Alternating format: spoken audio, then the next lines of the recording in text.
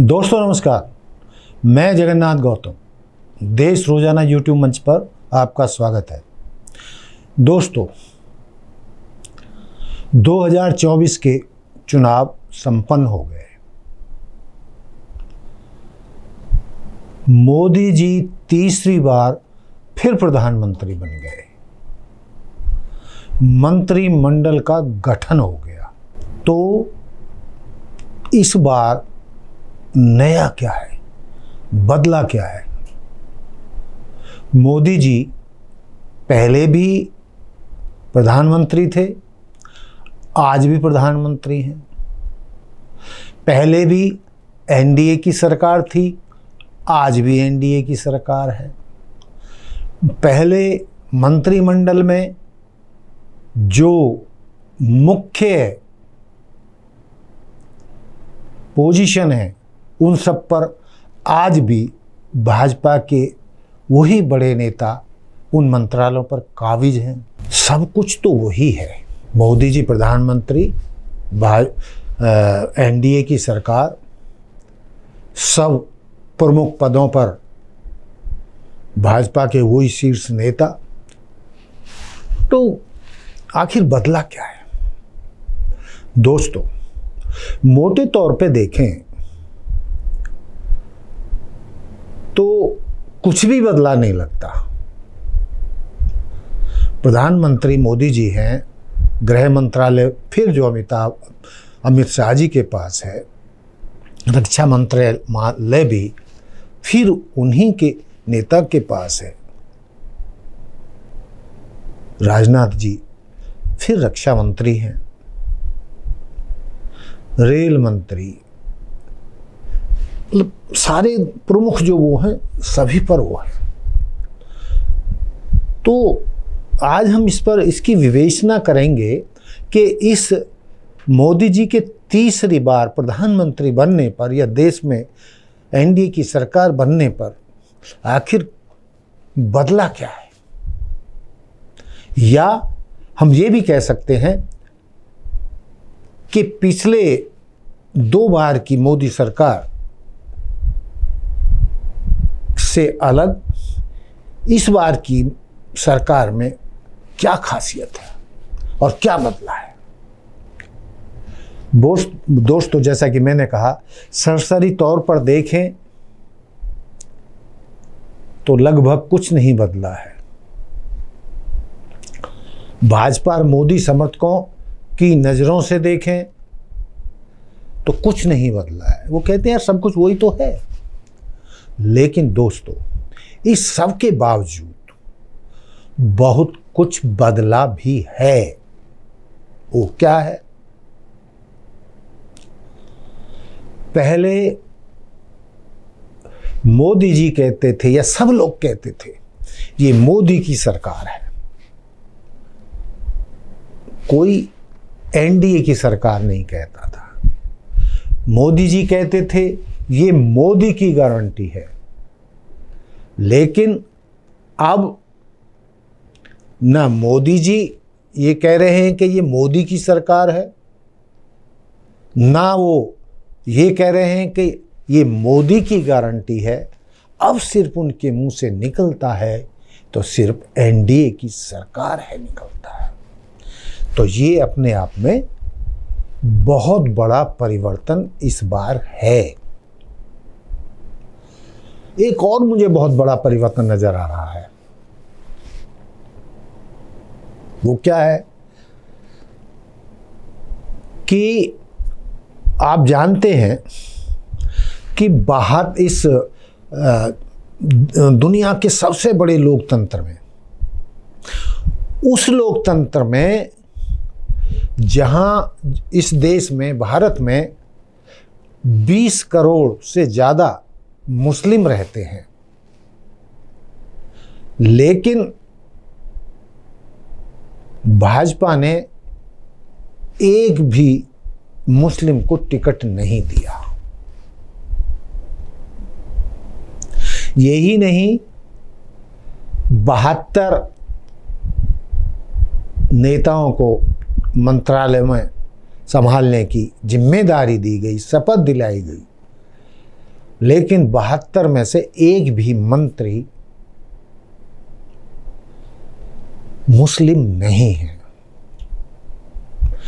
मैं फिर बीच में रिपीट कर रहा हूं, तो फिर बदला क्या? हाँ, बदला।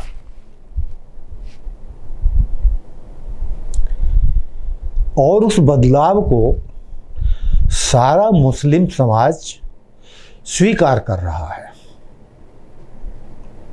आपने नाम सुना होगा नजीब जंग जी का, जो पिछली सरकार तक दिल्ली के उपराज्यपाल थे और जामिया मिलिया के वाइस चांसलर भी रहे हैं, बहुत विद्वान व्यक्ति हैं। उन्होंने एक पत्रकार को इंटरव्यू देते हुए कहा, जब उनसे ये पूछा गया तो देश में बदला क्या है,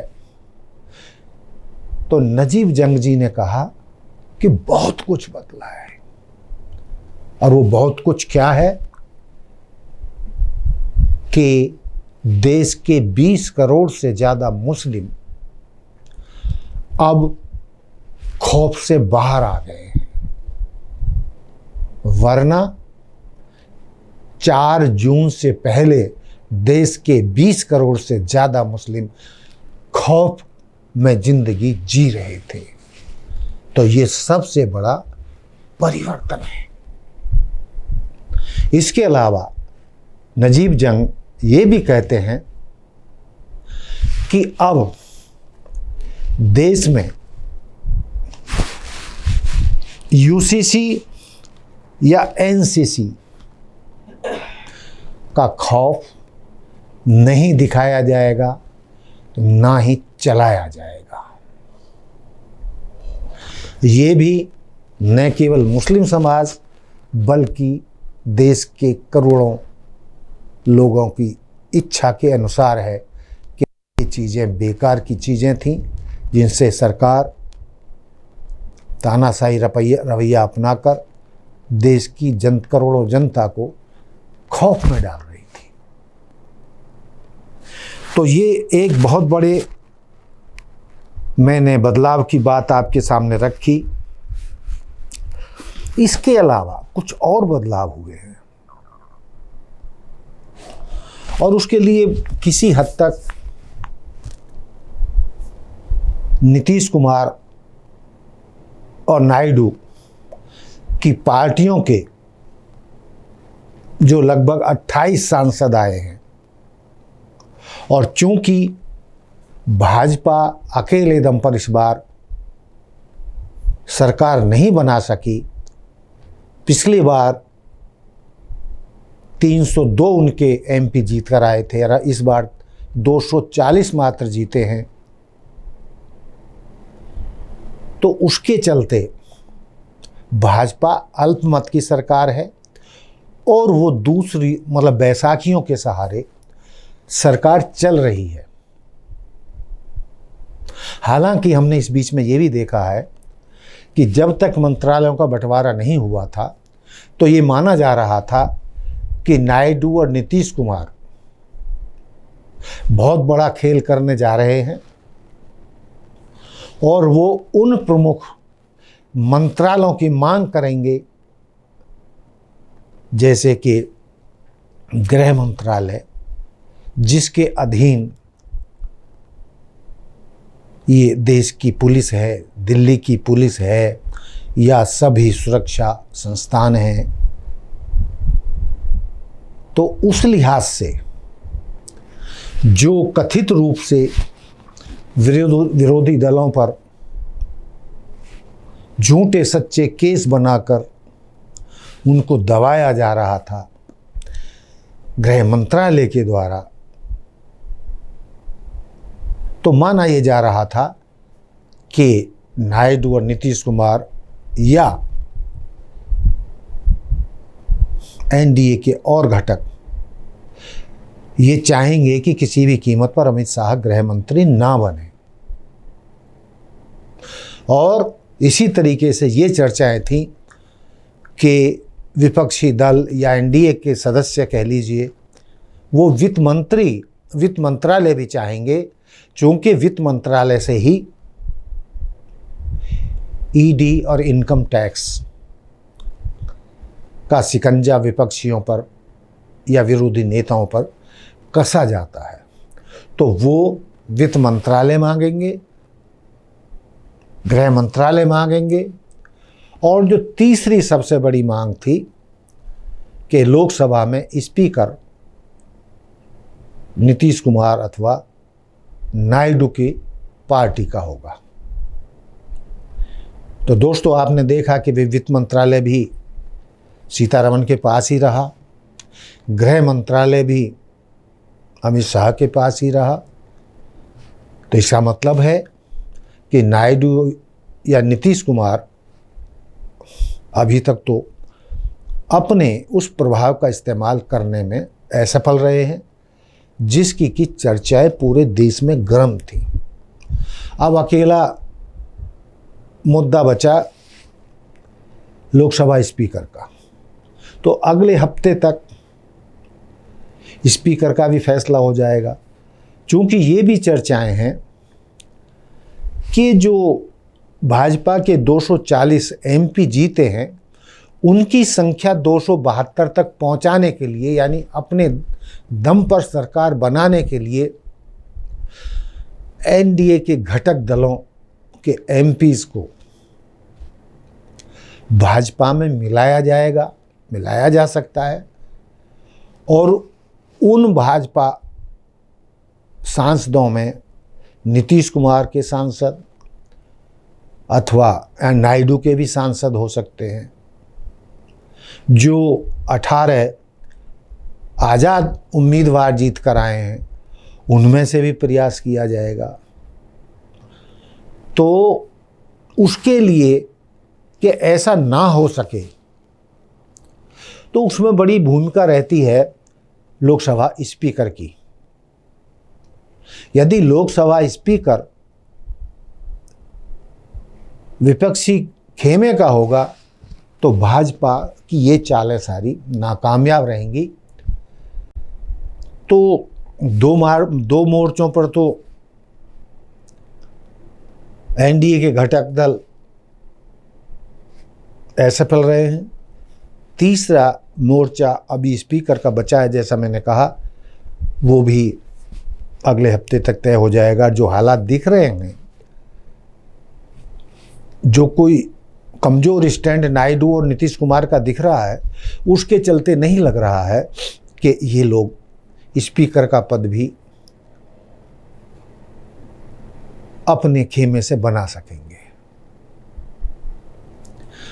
चलिए देखना है कि अगले हफ्ते तक क्या होता है। लेकिन इसके अलावा एक दो और घटनाएं घटी हैं। वो क्या है कि 370 धारा हटाने के बावजूद कश्मीर में भाजपा के अपने उम्मीदवार खड़ा करने की हिम्मत नहीं हुई, और वहां से एक उम्मीदवार, आज़ाद उम्मीदवार इंजीनियर राशिद की जीत के बड़े चर्चे हैं, जो कश्मीर से जीता है। दूसरी तरफ अमृतपाल सिंह, जिसको खालिस्तानी होने का आरोप लगाकर जेल में ठूंस दिया गया, और जिस तरीके से करीब 1000 उनके समर्थकों ने पंजाब में हरकतें की थी, तो उससे तो ऐसा लग रहा था कि इसके पीछे कहीं ना कहीं खालिस्तानी तत्व हैं, और उसको इसीलिए जेल में डाल दिया गया। लेकिन ताज्जुब की बात यह है कि जेल में रहते हुए भी लाखों वोटों से अमृतपाल भी लोकसभा का चुनाव जीतने में कामयाब रहा। कश्मीर से मैंने बता दिया कि इंजीनियर राशिद चुनाव जीतने में कामयाब रहे। तो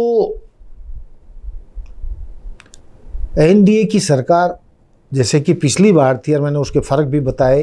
हालांकि मैंने कहा कि मोदी जी फिर प्रधानमंत्री हैं, सब बड़े बड़े मंत्रालय सब भाजपा नेताओं के पास है, लेकिन जो मैंने फ़र्क बताए कि पिछली मोदी सरकार में और इस सरकार में क्या बदलाव है या क्या बदलाव आए हैं, या उनकी 272 से कम सीटें आने पर